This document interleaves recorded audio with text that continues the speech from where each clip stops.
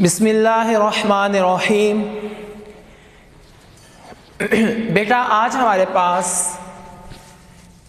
Medals की inheritance laws जो है वो हैं जो लेक्चर में शामिल हैं। तो इसके हमारे पास 3 लॉज हैं। कितने लॉज हैं? 3 laws. Law of segregation,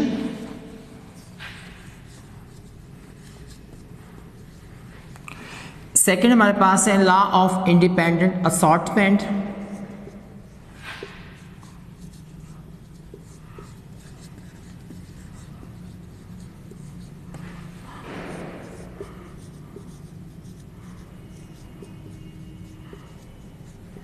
and third हमारे पास है law of dominance.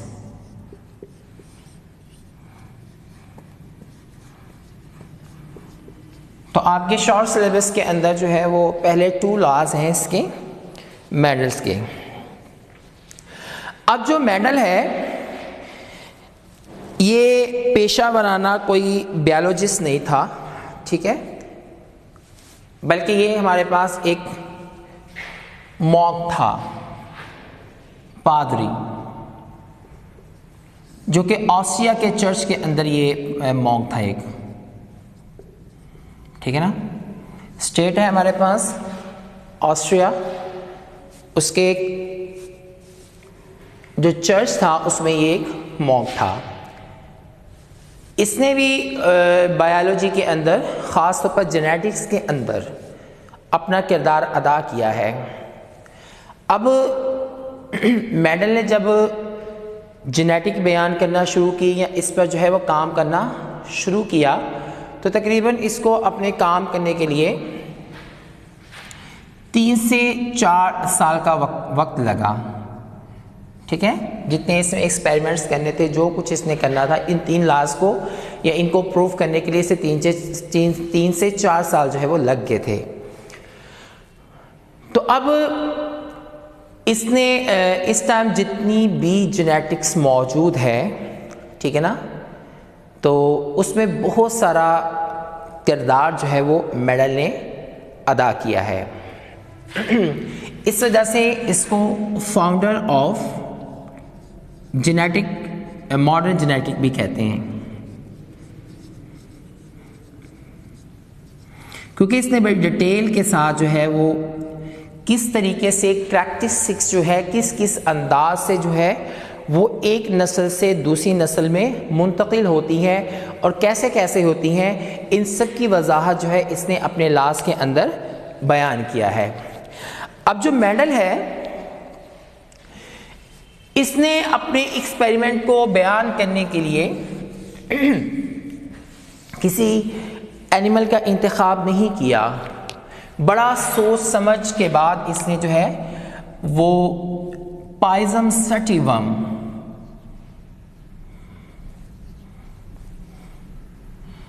P plant का जो है इसने इंतखाब किया। अब उसकी रीज़न क्या थी?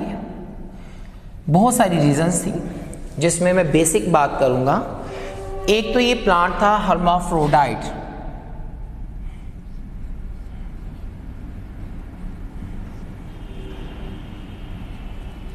ठीक है। हर्माफ्रोडाइट हमारे पास द ऑर्गेनिजम्स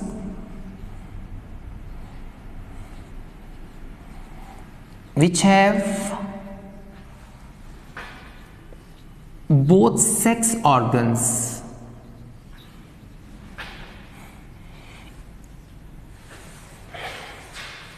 ठीक है। वो तमाम ऑर्गेनिज्म जिनके अंदर दोनों तरह के सेक्स ऑर्गन्स मौजूद होते हैं वो हमारे पास क्या कहलाते हैं?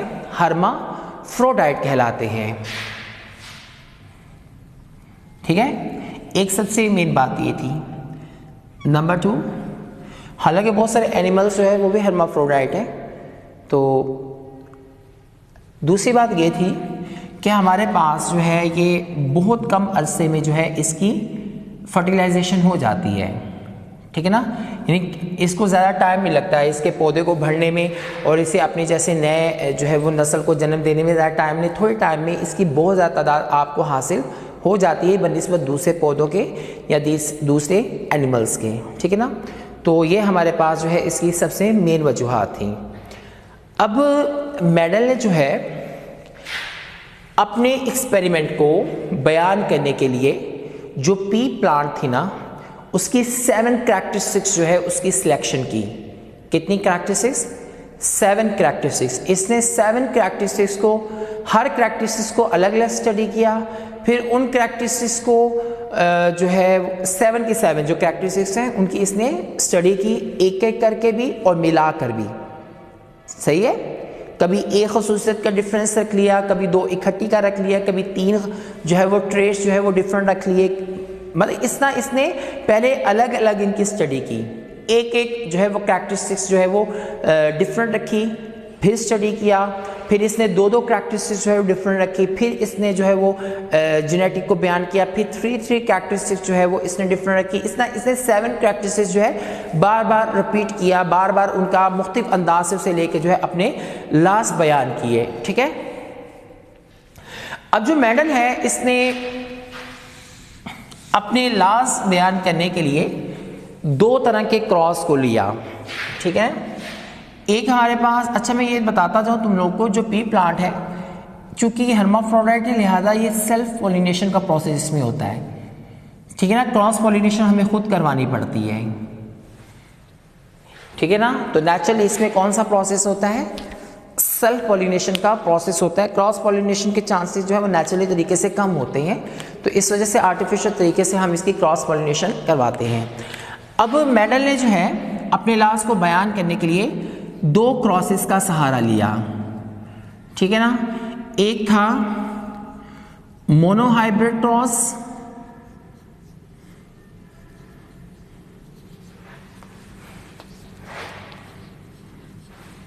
दूसरा था डाइहाइब्रिड क्रॉस।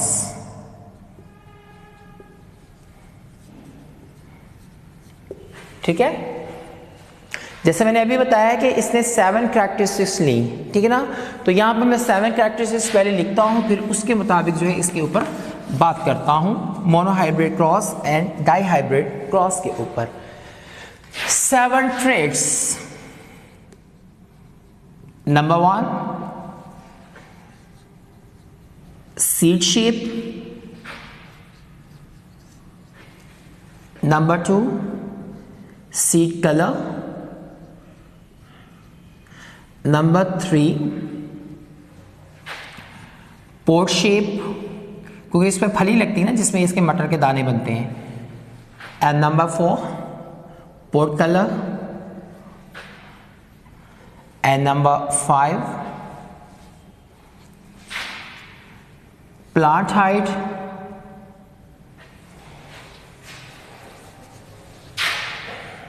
सॉरी, उसके बाद हमारे पास है फ्लावर कलर,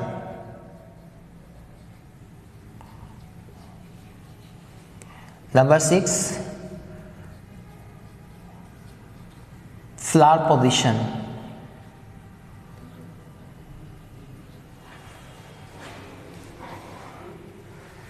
एंड नंबर 6 होगी सीड शेप हो गया, सीड कलर हो गया, पोट शेप हो गया, पोट कलर हो गया, फ्लावर कलर हो गया, फ्लावर पोजीशन हो गई। 7 हमारे पास जो है इसकी करैक्टरिस्टिक्स।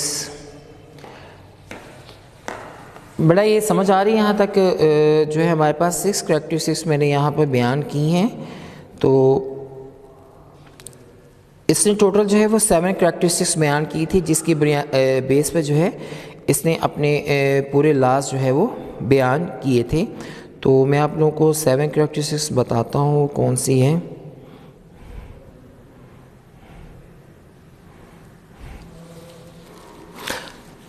प्लांट हाइट, ये पहले मैंने बयान की थी, हमारे पास प्लांट हाइट है 7 करैक्टरिस्टिक्स।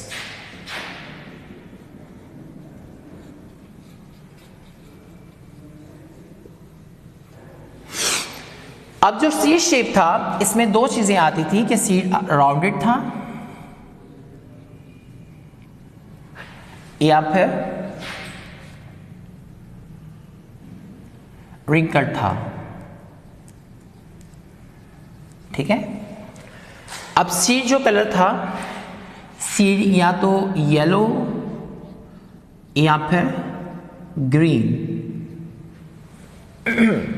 पोर शेप में हमारे पास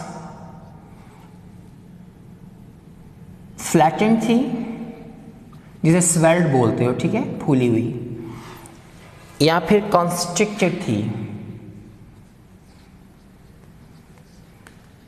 पिच की हुई, ठीक है। जो पोर्ट कलर था या वो हमारे पास येलो था या ग्रीन था। बल्कि मैं आप लोगों को डोमिनेंट और रिसेसिव जो है वो साथ साथ लिखता जाता हूँ ताकि तुम लोगों को समझ आ जाए। एक साइड पर डोमिनेंट लिख दूँ, एक साइड पर रिसेसिव लिख दूँ। ग्रीन, येलो, जो फ्लावर कलर था वो पर्पल और वाइट, एंड नंबर पोजीशन हमारे पास जो है वो एक्सियल थे इसके फ्लावर्स या फिर टर्मिनल थे। बेटा इसमें थोड़ा डिफरेंस समझ लेना कि एक्सियल क्या होता है और टर्मिनल क्या होता है, ये थोड़ा मैं तुम्हें डिफरेंस बता दूँ।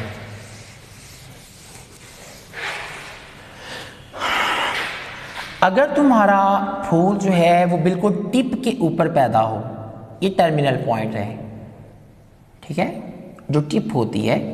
अगर फ्लावर इसके ऊपर बिल्कुल टिप के ऊपर प्रोड्यूस हो, ब्रांच के किसी और हिस्से पे ना लगे, टिप के ऊपर लगे, तो ये हमारे पास क्या कहलाता है, टर्मिनल पोजीशन कहलाती है। अगर फूल जो है वो तने की टिप पर जो आपकी ब्रांच है उसकी टिप की बजाय किसी और जगह पर उगे, ब्रांच के ऊपर, ठीक है ना, तो वो पोजीशन आपकी कहलाती है एक्सियल। समझ आ गई बेटा। एंड सेवेंथ था प्लांट हमारे पास टाल था, स्मॉल था। ये टोटल थी 7 करैक्टरिस्टिक्स जो इसने अपनी जेनेटिक को बयान करने के लिए यूज की। बड़ा समझ आ गई सबको मेरी बात की। तो अब मैंने पिछले लेक्चर्स के अंदर ये तुम लोगों को बात बताई है कि हमारे पास जो कैपिटल नोटेशन होती है, कैपिटल लेटर होता है, वो हम डोमिनेंट के लिए यूज़ करते हैं, और जो स्मॉल लेटर होता है वो हम रिसेसिव के लिए यूज़ करते हैं। इसमें जो फर्स्ट मैंने सारी लिखी थी ये थी डोमिनेंट, और साइंस के अंदर भी इनको डोमिनेंट ही लिया जाता है, और ये सारी की सारी सेकेंड रिसेसिव थी, ठीक है। इसलिए मैंने तुम लोग को ये अलग अलग लिख दिया। अब जो राउंडेड था ना, ये चूंकि आपकी डोमिनेंट थी, इसके लिए कैपिटल आर यूज करेंगे, और जो रिंकल है उसके लिए इसका स्मॉल आर यूज होगा, ठीक है ना। अब येलो चूंकि डोमिनेंट है, इसके लिए हम क्या यूज करेंगे, कैपिटल वाई, और जो आप लोगों का ग्रीन है ये चूंकि रिसेसिव है, लिहाजा इसके लिए स्मॉल वाई का यूज होगा। समझ आ रही बेटा सबको मेरी बात की। तो इस तरीके से मुख्तलिफ तरह की नोटेशन लेंगे किताब में, चूंकि इसी की बुनियाद पर मैंने बात करनी है, तो लिहाजा यहाँ पे यही गुफ्तगू करूँगा। बहरहाल यहाँ पे ये जो मैंने पहले फॉर्म के अंदर लिखी हैं ये सब के सब डोमिनेंट थी, और ये जो बाकी सेकंड फॉर्म में लिखी हैं, मैंने सेकंड रो के अंदर लिखी हैं, ये सब की सब क्या थी, रिसेसिव थी। अब इन 7 करैक्टरिस्टिक्स का इसने अलग अलग स्टडी किया, और स्टडी करने के लिए इसने 2 क्रॉस लिए, एक मोनोहाइब्रिड क्रॉस और दूसरा dihybrid cross. The cross in which only one trait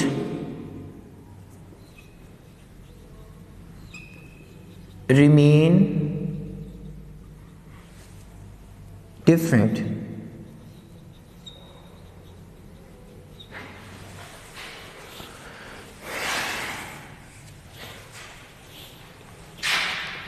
Keeps different, ठीक है।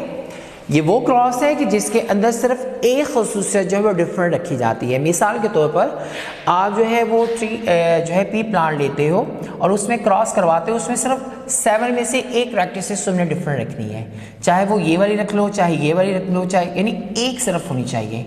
बाकी जो आपने प्लांट के दरमियान ब्रीडिंग करवा रहे हो उनमें हमारे पास अगर एक पौधे के सीड कलर जो है वो येलो है तो दूसरे का भी येलो ही हो, ठीक है ना। अगर पोर शेप एक ही फ्लैटनेड है, दूसरे भी फ्लैटनेड, सिर्फ एक कैरेक्टरिस्टिक डिफरेंट रखनी, मीन्स कि उसमें एक का सीड जो है वो राउंडेड पैदा करता हो और दूसरे के अंदर कौन से सीड हो, रिंकल्ड जो है वो सीड्स हो, जो उसके वो तुम लोग खाते हो, फलियों के अंदर जो दाने तो खाते हो, सही है ना। तो सिर्फ एक कैरेक्टर वो क्रॉस जिसमें सिर्फ आप एक कैरेक्टरिस्टिक को डिफरेंट रखते हो वो क्रॉस आपका क्या कहलाता है, मोनोहाइब्रिड क्रॉस कहलाता है। और वो क्रॉस जिसके अंदर 2 कैरेक्टरिस्टिक्स रखे, चाहे ये 2 कैरेक्टरिस्टिक्स ले लो, ये वाली और ये वाली, बाकी हमारे पास जो 5 की 5 है वो क्या होगी, सबके अंदर सिमिलर होंगी। कोई सी भी 2 कैरेक्टर, चाहे ये 2 ले लो, चाहे ये 2 ले लो, बाकी सबकी सेम होनी चाहिए। तो ऐसा क्रॉस जिसमें 2 ट्रेट्स या 2 कैरेक्टरिस्टिक्स जो है वो डिफरेंट रखी जाती हैं, ऐसे क्रॉस को हम क्या बोलते हैं, डाई हाइब्रिड क्रॉस बोलते हैं। अब मैंने बताया था कि मेंडल्स के 3 लॉज हैं। अब लॉ ऑफ सेग्रीगेशन जो है वो मोनोहाइब्रिड क्रॉस की बेस पर जो है बयान किया गया है, ठीक है। जो मोनो हाइब्रिड क्रॉस है ना, इसकी बेस पर इसने कौन सा लॉ बयान किया है, लॉ ऑफ सेग्रीगेशन। बड़े यहां तक सबको क्लियर होगी मेरी बातें जो मैंने बयान की हैं, ठीक है। तो मोनोहाइब्रिड क्रॉस की बेस पर इसने कौन सा लॉ पेश कर दिया है, लॉ ऑफ सेग्रीगेशन पेश कर दिया है। अब यहां पर हम बात करते हैं डिटेल के साथ लॉ ऑफ सेग्रीगेशन के ऊपर।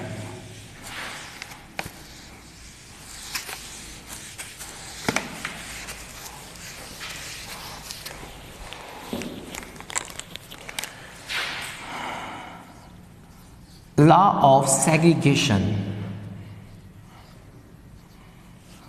ये है क्या, इसी को हमने साबित करना है। ड्यूरिंग मियोसिस, मियोसिस हमारे पास वो प्रोसेस है जिसमें गैमेट फॉर्मेशन होती है।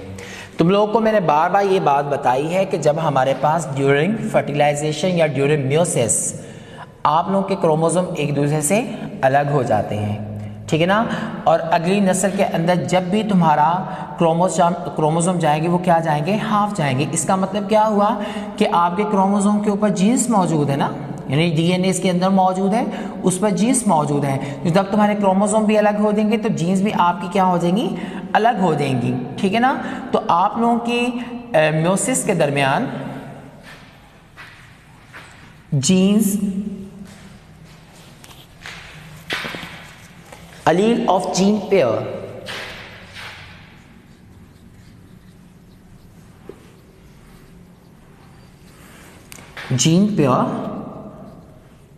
separate only one gene pair नहीं, only one gene goes to gametes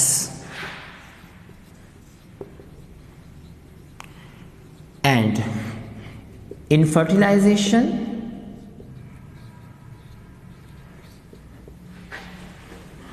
gene pair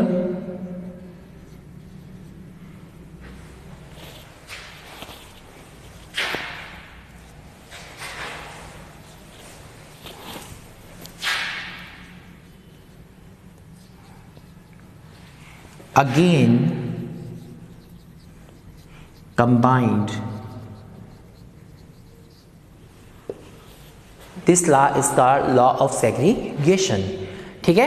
तो जैसे मैंने हमेशा तुम लोगों को ये बातें बताई हैं कि हमारे पास जब भी मियोसिस होगा ड्यूरिंग सेक्स, ठीक है, तुम्हारे क्रोमोसोम एक दूसरे से अलग हो जाएंगे, यानी हाफ क्रोमोसोम जो है, हाफ जो है मेल की तरफ से आएंगे, हाफ फीमेल की तरफ से आएंगे। इट मीन्स उनके जीन्स भी क्या हो जाएंगे, फिर हाफ ही आएंगे। तो मियोसिस के दरमियान जो हमारे पास जीन पेयर की अलील्स है, मैंने अलील्स तुम लोगों को पहले भी बताई है कि हमारे पास जो जीन का पेयर है, लेकिन मैंने दूसरी तरफ बताया था कि जब आप अलील को स्पेसिफिक डिफाइन करते हो तो हमारे पास फिनोटिपिक कैरेक्टरिस्टिक्स दोनों की सेम नहीं हो सकती, हो भी सकती है, नहीं भी हो सकती, ठीक है। तो अमूमन ये देखा गया है कि फिनोटाइपिक कैरेक्टरिस्टिक्स सेम होती नहीं है। इस वजह से हमारे पास जो अल्टरनेटिव फॉर्म ऑफ जीन होती है वो हमारे पास किस फॉर्म में आती है, अलील की फॉर्म में आती है। तो जीन पेयर की अलील जो है वो सेपरेट होती है और गैमेट्स के अंदर सिर्फ क्या जाती है, एक जीन जाती है। जहाँ ये अलग हो, ये समझ लो कि मेल है और दूसरी तरफ ये फीमेल है, ठीक है। तो जब इन दोनों के दरमियान म्योसिस होगा, मीन्स सेक्स होगा, तो हमारे पास जो है गैमेट्स के अंदर इधर से भी हाफ जीन आएगी, मीन्स एक जीन आएगी, एक जीन अंदर ही रह जाएगी, एक क्रोमोसोम भी अंदर रहेगा, जीन भी अंदर रह जाएगी। इस तरह फीमेल जो है उसके जब क्रोमोसोम अलग होंगे तो एक जीन जो है सिर्फ गैमेट्स में आएगी। तो हमारे पास म्योसिस के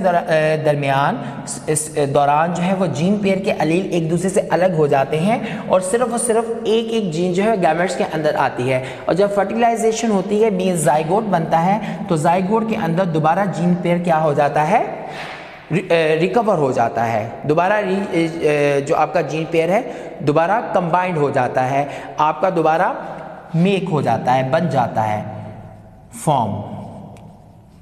this law is called law of segregation. समझ आ रही है कि वो हमारे पास प्रोसेस या म्योसिस के दरम्यान जब हमारे पास क्रोमोसोम्स अलग होते हैं, हाफ होते हैं, तो जीन पेयर भी एक दूसरे जीन पेयर की जो अलील्स होती हैं वो भी अलग हो जाती हैं और गैमेट में सिर्फ एक जीन आती है मेल की तरफ से और फीमेल के। जब हमारे पास जाइगोट बनता है या फर्टिलाइजेशन होती है तो आपका जीन पेयर दोबारा क्या बन जाता है, दोबारा कंबाइंड हो जाता है, दोबारा बन जाता है, दोबारा पैदा हो जाता है। और ये लॉ हमारे पास क्या कहलाता है, लॉ ऑफ सेग्रीगेशन। और इस लॉ को किस क्रॉस की बेस पर बयान किया गया है, मोनोहाइब्रिड क्रॉस।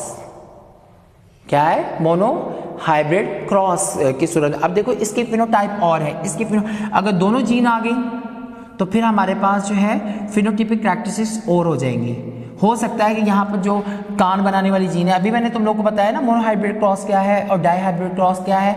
अगर ये दोनों जीन इकट्ठे आ जाएं, ठीक है ना, ये दोनों जीन क्या हो जाए, इकट्ठी आ जाए, तो इसकी फिनोटाइपिक कैरेक्टरिस्टिक्स फॉर एग्जाम्पल ये एयर बनाने वाली आपकी है, तो इसमें हमारे पास एयर जो है वो छोटे साइज की कैरेक्टरिस्टिक्स, इसमें क्या है, बड़ी साइज की है, या इसमें कान की लो जुड़ी हुई है, इसमें कान की लो जो है वो अलग रखने वाली जो है खुसूसियत मौजूद है, तो फिर ये दो खुसूसियत हो जाएंगी डिफरेंट, ठीक है ना।